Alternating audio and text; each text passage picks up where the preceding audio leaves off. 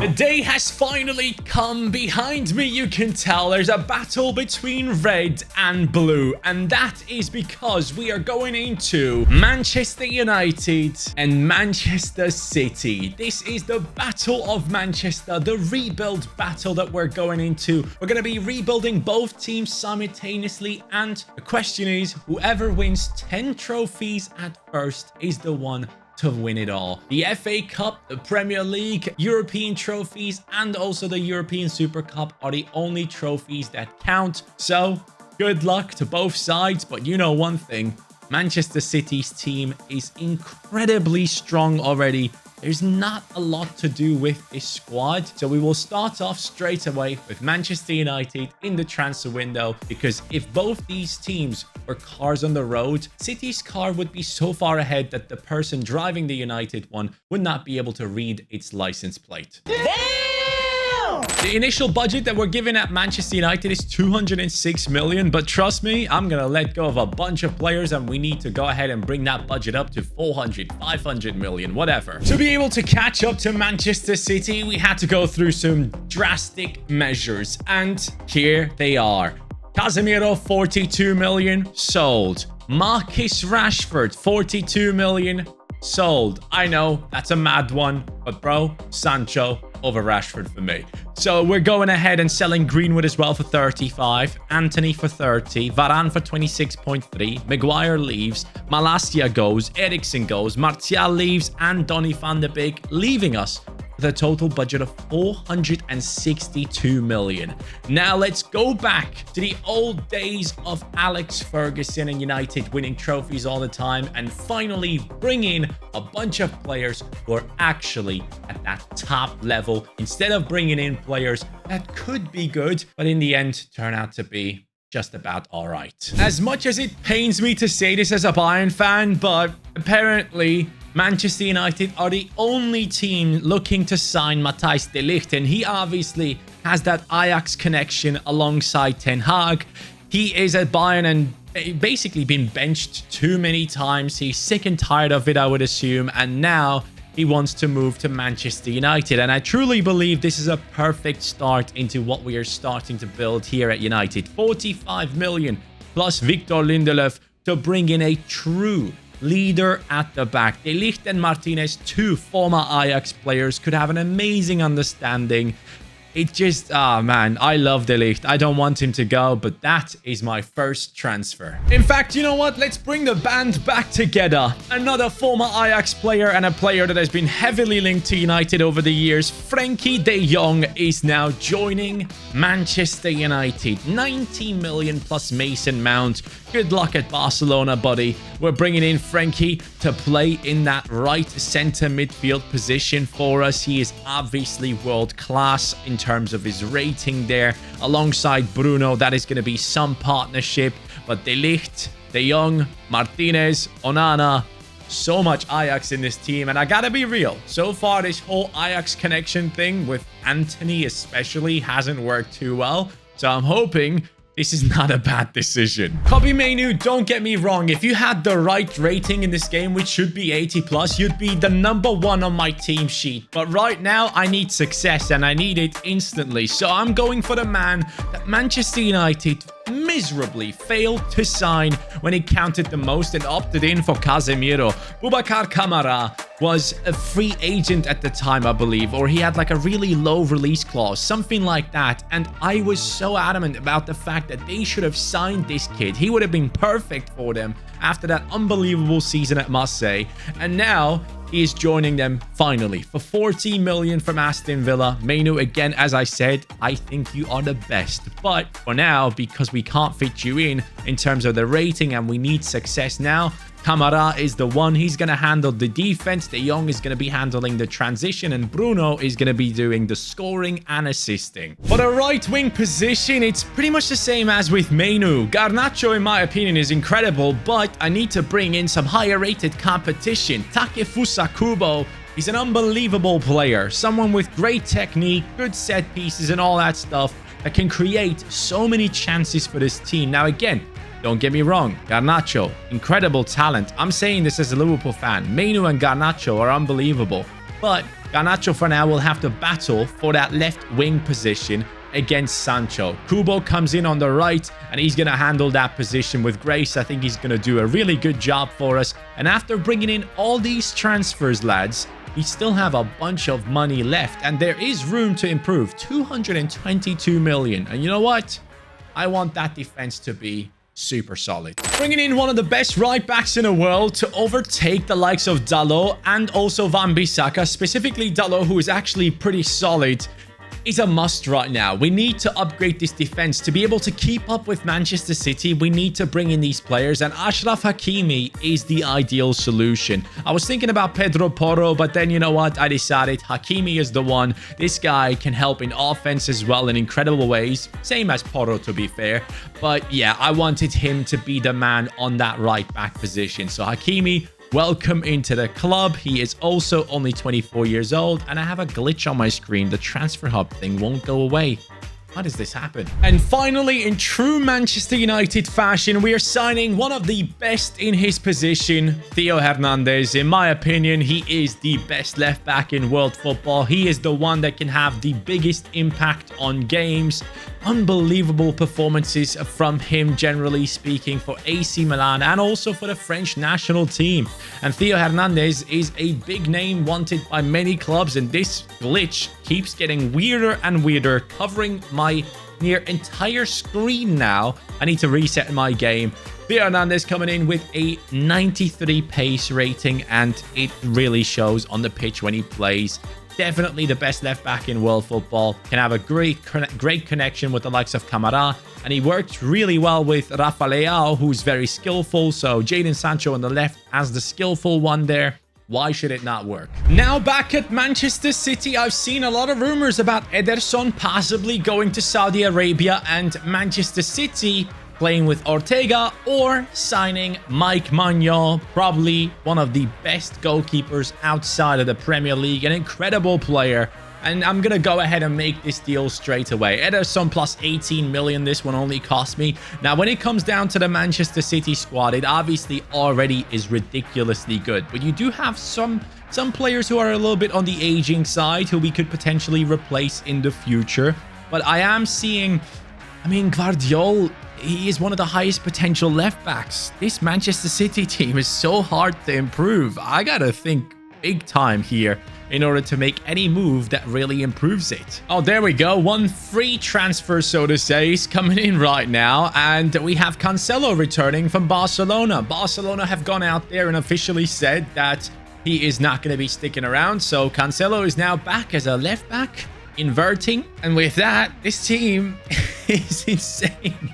I genuinely don't know who to sign. This is so tough. Maybe I'll just try and go for a couple of youngsters to back up these top ones in the team. But then again, when you think about that, you also have great backups here. So City, I gotta be real, lads.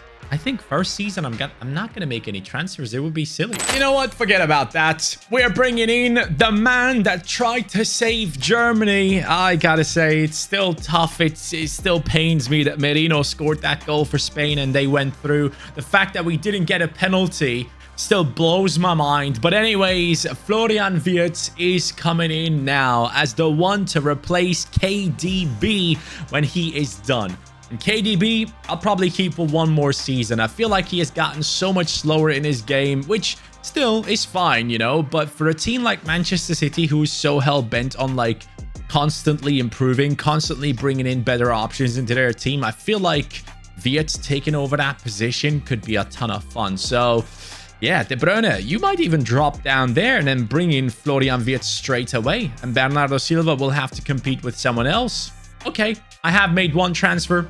Only cost me 143 million. True City style. The first season has now come to an end for Manchester City. They are the first ones we're going through the season with. And I don't see a Champions League final. What happened? Lost against Napoli. I don't see an FA Cup final. Lads, is this going to be the same thing again? With Real Madrid, we created an incredible team, a much higher rated team than the one with Barcelona, and Barcelona end up winning the rebuild battle. Is Manchester going to be turning red? Manchester City in the first season okay, they at least managed to win the trophy of the Premier League. So congratulations on that. Again, the Carabao Cup does not count. The European Super Cup counts. That's one that I feel like is a bit more important, at least in my eyes. But off we go. Looking at some of the stats and the ratings of Manchester City here, we're seeing a ridiculous team. An incredible team, an unbelievable squad. Next season, we'll have to bring in a new right back. Kyle Walker has gone down, which is okay. And yeah, the rest of the lads, I mean, look at this. Guardiola is now an 86 rated player. So ideally, we can shift Guardiola into the left back position and put Cancelo onto the right. And we don't even need a transfer in this team, which is just insane. Goals-wise, Erling Haaland comes up with 38 goals. Now, this is quite important because whoever gets the most goals out of the both teams in one season is capable of taking away 5 overall ratings from the opposing side, any player apart from the striker, so we can keep it somewhat fair. But Haaland getting 38, I wonder, can Højlund compete with that, or anyone of the United lads? Oh, and by the way, before I actually move on, City were eligible for the Super Cup, as you guys can see right there against Sevilla. They lost on penalties, so it is actually really just one trophy. Over here at Manchester United, we come into the 5th position at the end of the season, so far away from the Premier League title, and that is not good enough. But getting Europa League football, it technically could be an easier run to a European trophy than City at the Champions League next season. So let's keep that in mind. In the FA Cup, this team didn't get to the final. Carabao Cup, just to show you, we were not necessarily part of it. Super Cup, again, we were not part of it here. City won it this time against Sevilla, it seems. But in this career mode, it doesn't count. But numbers-wise, let's take a look at the squad. Sancho, 86 rated. We have Kubo on an 85, Højlund on an 83. That front three obviously is nowhere near the Manchester City one. So I'm genuinely thinking about bringing in an absolutely incredible striker into this team to take it to that next level in the next season. Or, to be fair, I could wait for Højlund and he probably goes up to like an 86 next year. We'll see. Maybe I'll keep him in the team as competition for whoever comes in. But the rest of the team, specifically defensively, I'm really happy with it. Apart from the fact that Onana hasn't necessarily grown. He's only 84 rated, so maybe there is something I can do there too in the upcoming season for Manchester United. But they have won no trophies at all. So Manchester City pulls ahead, and on top of it, they get to take away 5 overall from one of the players in this team. Who is that going to be? Who am I going to do it to? I guess I'll go Bruno. Do I go Bruno? Or do I go De Jong? Because De Jong is no, he's also 27. Oh, God, bro, this is a tough one. Do I go Hernandez? I don't know. I guess I'll do Bruno. I'll take away the 5 from the top scorer of Manchester United, because I still feel like with an 83 rating, you'll still be doing all right and probably grows to a higher rating anyways. Højlund, I'm sorry, but Ten Hag has a new striker, someone that can compete with Haaland in terms of his rating soon enough. It is Victor Osimhen joining Manchester United right now. Lads, this was a must. I had to bring in someone that can compete, especially now that Bruno has lost so much of his rating. It's painful. So Højlund is now becoming the backup striker in this team, which is actually necessary. We don't have anyone up there, but Osimhen comes in with an 89 rating. Kubo and Sancho will keep growing. Osimhen will keep growing. These guys will push towards the 90s as fast as possible, same as the Manchester City squad. And I gotta say, I need to fix the goalkeeping position. The midfielders and defenders are all ridiculously good, but the goalkeeper spot makes such a difference when simulating games, so we'll go ahead and sign a new one. You know what 68 million plus Onana gets you? Well, this man right here. Gianluigi Donnarumma. When it comes to high-rated goalkeepers that aren't too old, There are only a few options, and Donnarumma was the best one for us. The last transfer I'm going to be making for Manchester United this season, as we only have about 50 million left at this moment, and I feel like we don't necessarily need anyone else to come in. I do need Bruno to go up a little bit again, so hopefully he will, but Donnarumma, 88 rating, very, very important for us to bring in such a high-rated goalkeeper, and this will definitely push this Manchester United team to, in my opinion, at least one trophy this season. But for now, we gotta go across the city and improve that team if we even can do that. I have actually gone mental. I have gone ahead and let Kevin De Bruyne go and had to add 80 million on top of it to be able to bring in Valverde. De Bruyne now 33 years old. He's going to go down in his stats. I love the guy. But for now, I need to think of the longevity of this rebuild battle. So Valverde joins us now as a center midfielder who's basically just going to do everything. Rodri can focus on defending and passing. Valverde is the one to carry the ball forward and get things done for this team. And then Florian Wirtz will be supported by both these dudes. I mean, this is insane. Next up, I'm going to replace John Stones or drop him to the bench. We'll see, whoever I bring in as the centre-back. There aren't many centre-backs that would actually improve this team, but in terms of rating, this man does. Eder Militao now joins Manchester City. At first, I didn't know who to sign, but we got money. We got high-rated players to replace, potentially. I don't know, man. We're bringing in Eder Militao into this team right now to take it to yet another level. Surely this team wins like 2-3 trophies this season. I wouldn't be surprised if it just goes ahead and wins everything. Let's see it, though. I'm telling you right now, lads, it is not looking good for Manchester United because City has gone ham. Let's dive into it. First of all, they are in the Champions League final against Inter. Before that, in the bottom right, oh, you can't see it actually because my camera is there, but you'll be able to tell right now that in the FA Cup, they have won it against Liverpool, taking their total of trophies to 2. In the Premier League, we're looking at them winning it as well. 3 points ahead of Manchester United, who tried to help themselves there, but that makes it 3 trophies. And with this one coming up now, it could be 4. So Inter, can you stop them with Darwin Núñez part of the squad? Here it goes. Maignan is injured, okay, but it's a 2-0 victory with Florian Wirtz doing incredible things for the team. So KDB not missed anymore in this squad, but that makes it 4 trophies for Manchester City. Now on top of it, if Haaland or anyone else has an insane amount of goals, oh, 36. That is beatable. That truly is beatable. So if Manchester United can step up, win like 2 trophies, and on top of it, get that -5 on top of this Manchester City squad, that could make a big difference. So yeah, great performances from the front 4. Now we're going to move over to Manchester United and see if they can start competing with this. For some reason, I have lost Martinez in this team. Don't worry, we'll fix that in the upcoming season. But in January, someone activated his release clause. I didn't catch it. But lads, still, this team made it to a European final against Lille. Surely, this is a must-win for this ridiculous Manchester United team with Bruno back on a 90. What? Okay, here we go. It's a 3-1 victory. Sancho, Osimhen, and Bruno stepping up and getting things done. That is quite impressive if you ask me, but I cannot get past the fact that Bruno grew from an 83 to a 90. What is he on? He's like 30 years old now. Legit, I didn't touch anything. That's all him. But let's dive into it. Stats-wise, 38. Ooh, okay, that's a big hit to Manchester City. They had 36.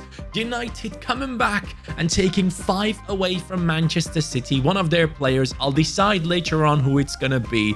Probably Florian Wirtz. That could be the most painful one, but if he grows back like Bruno, it won't matter. Bruno +7 this season, 26 and 10. Unbelievable. How did he pull that off? I mean, I know that they grow back up, but this much? I didn't see that coming. He grew past what he was. Kubo 15 and 9, Sancho 15 and 11. Now, obviously, that makes it the first trophy for Manchester United, right? In the league, oh, that makes it 2. All right. United have won 2 trophies. FA Cup by any chance? No. Carabao Cup, I would assume. Oh, they have won it, but it doesn't count. Should I make these count? Let me know in the comments down below if I should make the Carabao Cup count as well. I want to know from you guys, but I felt like it wasn't, I don't know. The Carabao Cup, I don't feel is that important at the moment. But yeah, really, really good stuff. United have come back. It is 4 trophies for City, 2 for United. Next up, let's go into the next season and make a few signings for United, though. Oh, wouldn't Manchester United fans love this transfer right here? João Neves is joining us right now from Real Sociedad for 55 million. I am strengthening the bench of Manchester United because the starting 11 at this point has gotten to levels that is barely able to be improved. So, yeah, the bench needs improvement. Kobbie Mainoo, João Neves as the future of the midfield for Manchester United. Why not? I really like it, and I feel like I need at least one more centre-back to support these 2. And in he walks, Ajax's big talent, Jorel Hato, now as the backup to our centre-backs and potentially the left-back position as well, because he can play there too. Now, he should be coming in at a decent rating, 77. We'll take that. We'll take Bayunder off the bench, Hato, Dalot, Shaw, Mainoo, Neves, and then you have Garnacho and Højlund. I like that a lot. Now let's move over to City, take 5 points away from Wirtz and see what we can do. So as I said, Florian Wirtz from a 93 goes down to an 88. The -5 could be hitting big time here. We'll see how it goes. But looking at this team, one thing stands out to me. I feel like I don't want Jack Grealish on the left wing. Don't get me wrong, he's 89 rated and everything, but it just doesn't excite me. And I feel like in the next game, he's going to get a massive downgrade anyways. What else? It is, of course, going to be Vinny Jr. Who else can improve an 89 rated left winger? There aren't many options. And you know what? We already have Valverde here. So why not bring in another Real Madrid player to be coached by a former Barcelona coach? Well, here it goes. Vinny Jr. 93 rating. The battle now is about to go off. Both teams are ridiculously good. Now it comes down to who gets to those 10 trophies first. City, let's finish this season. 4 trophies so far for City, and now we are at the end of 2026, and I don't see an FA Cup final. I don't see a Champions League final. Going back into September and August, we see a Super Cup win. So that makes it at least 1 trophy for City. Can they pick up the Premier League? No, they cannot. City fails with this team. How? 77 points. Liverpool take it away from them. So City only goes up to 5 trophies. This is a massive chance for United. Let's take a look at the team though. Florian, have you got... Yeah, he has gone up to a 93. This -5 thing is basically just a way to pull someone back a little bit so they can go back up front again with their rating. So for the first half of the season, it has an impact. But for the second half, for players like this, man, they just blow up. But look at this team. Surely this team is good enough to beat anyone. So I'm really surprised that it has failed there. How many goals are we talking? 31. Oh, City, this is not it. 31. United, now it's your turn. You can catch up here. Man United with the ability to get 2 trophies, and they do. It is the FA Cup and the Champions League 1. Okay, this is exciting stuff. Only 2nd place in the Premier League. So that trophy hasn't been won. Super Cup, it has been won. That is 3 trophies for Manchester United, my friends, which now brings the total to 5 for them as well. Both teams are on 5. This is impressive stuff. Now, when it comes down to the goals, I believe City only had 31. Let's see what Osimhen has done. 38. And even Kubo has 37. That's insane. So another -5 here. You know what? I could be really, really harmful here and take away 5 from the goalkeeper, which is something I didn't think of so far, but I feel like that's cheating. Let's do striker and goalkeeper are not allowed to be touched, but we're definitely going to be utilizing this and taking some ratings away from City. It's looking bad for them right now. I took away 5 overall from Vinny Jr., but lads, Manchester City is not to be stopped. This is their 6th trophy. Premier League. FA Cup, it's been won as well. That is number 7. Champions League. That is number 8. United, the pressure is on. You need to step up. And in terms of goals, we'll take a look at that in just a second. Ratings-wise, unbelievable squad, obviously. But let's go in and take a look at the squad hub and see. We're at a 49. Yeah, good luck beating that. Vinny Jr., despite taking 5 off, has grown to a 96 throughout the season. It's a joke, honestly, but 49... that is not gonna get beat. I believe that's impossible. Getting into the interesting part now. United only 4th in the league, which is a joke. How the hell did that happen? FA Cup, it is a victory. That is 1 trophy for them. Then Super Cup, it's another victory, specifically against Manchester City.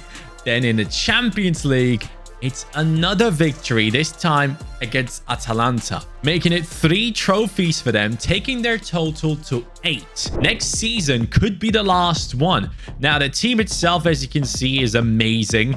And in terms of the stats, no one can compete with what Haaland has done. 49, I believe it was. We only have 32 over here at Manchester United. And you know what?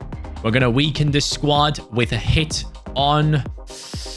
I guess I'll go De Ligt on this one. I'm going to drop him to an 85. That could hurt United big time. Manchester City have managed to pick up the Super Cup straight away at the beginning of their season, taking their total to 9. And then after that, in the FA Cup, they won against Manchester United, taking their total to 10. Now, this is insane. If they can go ahead and win the Champions League final here, they are in pole position. Now, the only way for United to keep this going is if they win every single trophy as well. Now, it comes down to Premier League as well. I didn't even look at that. Premier League, they won that too. That's 4 trophies for Manchester City. United, can you actually match that? If not, you're done. Having said that, this is the final Manchester City team in case we don't see it again. It is incredible. It is strong, and it pulled off this wonder season. This is the moment of truth. We're simulating through the season. If Manchester United loses any of the FA Cup games, it is done. Can they actually pull this off? This is one of the most insane rebuild battles we have done so far. Champions League, beating Dortmund. FA Cup 3-2 against... Come on, and that should have been an easy one. 4-1. They're through. Brentford. No way. Brentford Football Club have ruined it for Manchester United. They have failed. There's no point in going any further.